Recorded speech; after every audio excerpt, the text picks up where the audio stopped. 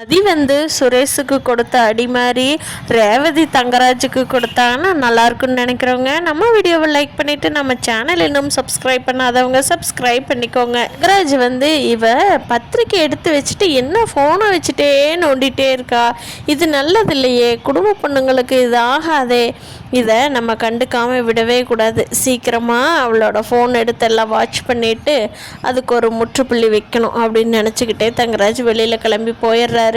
அப்போது திருப்பியும் மலர்கிட்ட இருந்து மெசேஜ் வருது. அப்போ ரேவதி கேட்டுட்டு, அண்ணி இன்றைக்கி ஒரு இதாகிடுச்சு, நான் பத்திரிக்கை தேடுறேன்னு சொன்னேன்ல, தேடிக்கிட்டு இருக்கிறப்போ தேடி முடிச்சுட்டு உங்களுக்கு மெசேஜ் பண்ணிவிட்டு நான் காதில் வச்சு எங்களோட வாய்ஸ் நோட் கேட்டுட்டு இருந்தேன்.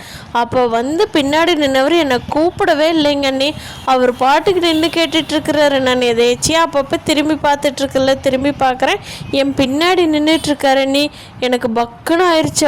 ஐயோ இன்றைக்கி ஃபோனை வாங்கி செக் பண்ண போகிறாரு, நம்ம பேசுனதெல்லாம் கேட்க போகிறாரு, போச்சு நம்ம இனி பேச முடியாதுன்னு நினச்சேன்.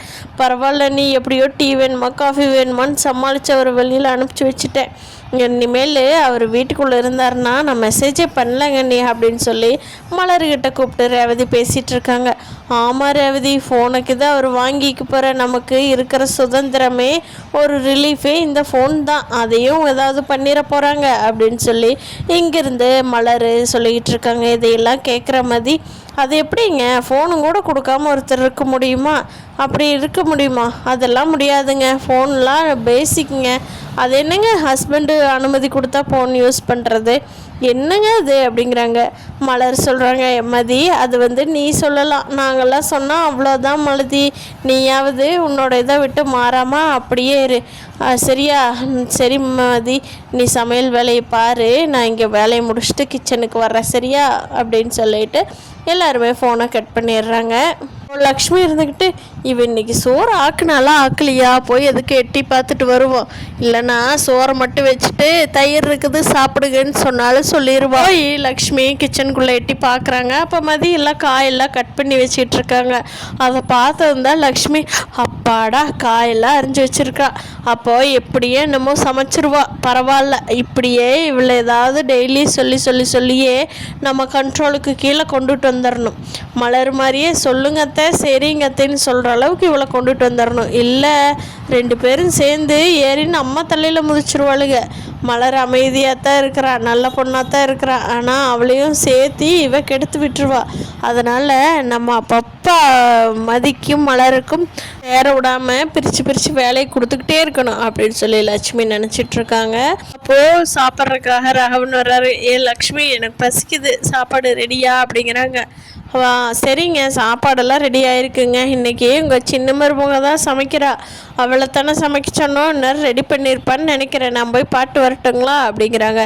வேண்டாம் லக்ஷ்மி, அவள் சமைச்சிருக்காளா, நீ போய் சாப்பிட கேட்டு உன்னைக்கு தான் அடித்து போட போகிறா, நம்ம 2 பேரும் போய் அமைதியாக உட்காருவோம், அவளே முடிச்சிருந்தா கொண்டுட்டு வந்து டைனிங் டேபிளில் வச்சுருப்பாள்ல, அப்படி முடிக்கலினாலும் முடிக்க கொண்டுட்டு வந்து வைப்பாள்ல, வா போய் அங்கேயே உட்காந்து பார்த்துக்கலாம் அப்படின்னு சொல்லவும், ஏங்க இங்கேயே ஃபேன் காற்றுல உட்காருங்க, அங்கே ரெடியாக இருந்தால் மட்டும் நான் கூட்டிகிட்டு போகிறேன் அப்படின்னு சொல்லி லக்ஷ்மி சொல்லவும், சரிம்மா பின்ன போய் உட்காரு அப்படின்னு சொல்லிட்டு லக்ஷ்மி சாப்பாட்டை மட்டும் எடுத்து போடுறாங்க. அப்போது குழம்பு ஊற்று லக்ஷ்மி, என்ன வேடிக்கை பார்த்துட்ருக்குற அப்படின்னு சொல்கிறப்போ லக்ஷ்மி ஒரு பாத்திரமாக நீக்கி பார்க்குறாங்க. ஆனால் எதுலேயுமே குழம்பு இல்லை.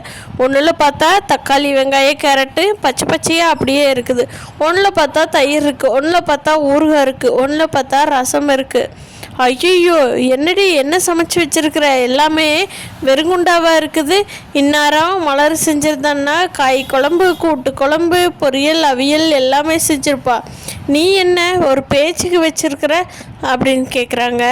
மதி இங்கே வா பார்க்கலாம் அப்படின்னு கூப்பிடவும் மலருக்கு அந்த சவுண்டு கேட்டு ஐயோ போச்சு, என்னமோ மதி பண்ணிட்டா, நம்மளும் உள்ளே போய் பார்ப்போம் அப்படின்னு சொல்லிட்டு உள்ளே போய் பார்க்குறப்போ என்னடி சமைச்சிருக்க அப்படிங்கிறாங்க.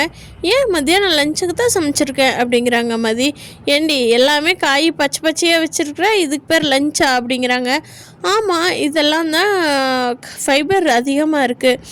நீங்கள் தானே தலை வலிக்குது, சுகர் வருது, எனக்கு அப்படியே ஹார்ட் பீட்டெல்லாம் அடைக்குது, நெஞ்சு வலிக்குதுன்னு சொல்கிறீங்க. அப்படி இருக்கும்போது இந்த எண்ணெய் பலகாரத்தையெல்லாம் சாப்பிட்டா உடம்பு ஒத்து வராது. எண்ணெயெல்லாம் நிறைய ஊற்றவே கூடாது. அதுக்காகத்தான் இந்த அப்பளத்தை சுட்டு வச்சுருக்கேன் பாருங்கள். அப்புறம் இந்த அவியலெல்லாம் சாப்பிட்டிங்கன்னா உடம்புக்கு ரொம்ப ஹெல்த்தி, அவ்வளோ நல்லது. இந்தாங்க, இதை பொரியலாக வச்சு சாப்பிடக்கூடாது, இப்படி சாப்பிட்டா தான் ரொம்ப ஹெல்த்தி அப்படிங்கிறாங்க. அடியே ஏண்டி பச்சைக்காயை அரிஞ்சரிஞ்சு வச்சுக்கிட்டு திங்கிறதுக்கு நாங்கள் என்ன ஆடு மாடுங்களா? என்னடி இப்படி பண்ணி வச்சுருக்கிற? சாலட் வேணும்னா உனக்கு என்ன வேணுமோ அதை போட்டு சாப்பிட வேண்டியது என்ன? எதுக்கு எல்லாத்துக்கும் எதையவே போட்டு வச்சுருக்கிற அப்படிங்கிறாங்க. ஆமாம், எல்லாத்துக்கும் ஒரே காயே செஞ்சால் பிரச்சனை, வேலை முடியும்ல.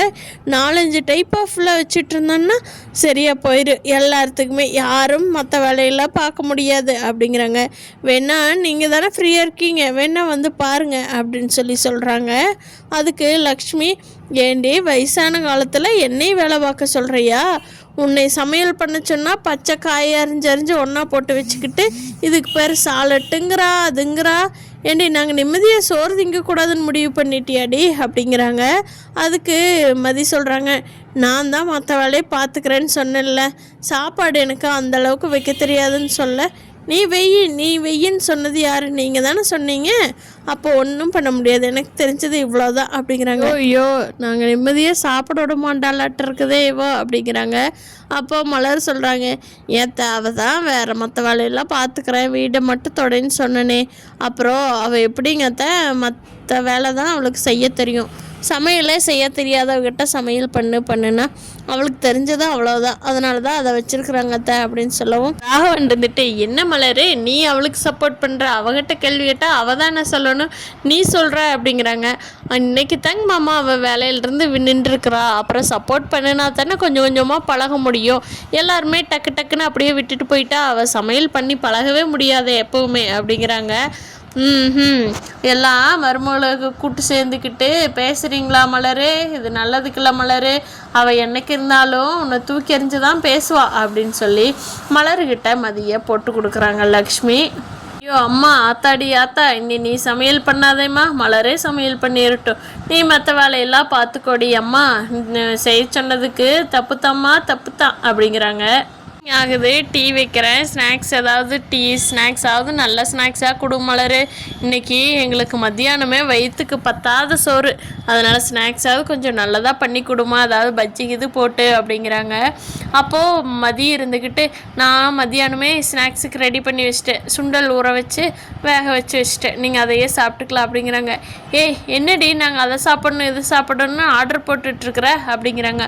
ஆமாம், அட்டாக் வருது, நெஞ்சு வலிக்குதுங்கிறவங்களுக்கு பஜ்ஜி இதுமே சாப்பிட்டுட்டு இருந்தால் உடம்பு கேட்குமா? நீங்கள் இந்த சுண்டல் சாப்பிடுங்க, இது ரொம்ப நல்லது, ப்ரோட்டீன் நிறைய இருக்குது அப்படின்னு சொல்கிறாங்க. அதுக்கு எப்படியோ என்னை சீக்கிரமாக போக வைக்க பிளான் பண்ணிட்டடி நீ. ஐயோ, உன்னையெல்லாம் நீ காலேஜுக்கு போகிறதே நல்லது தான் போல், வீட்டில் இருந்தால் என்னை சீக்கிரம் சாகடிச்சிருவேன் அப்படின்னு சொல்லி மலரோட மாமியார் புலம்புறது சூப்பராக தான் இருக்குது. அது வீட்டில் யாரையுமே நிம்மதியாகவே விடக்கூடாது, ஸ்டெப் பை ஸ்டெப்பாக. அப்படி பண்ணினா மட்டும்தான் அவங்க மதியத்தானாக வேலைக்கு போகணுன்னு சொல்லி அனுப்பிச்சி வைப்பாங்க. பார்க்கலாம் ஃப்ரெண்ட்ஸு, அழகில் நாளைக்கு என்ன நடக்க போகுதுன்னு.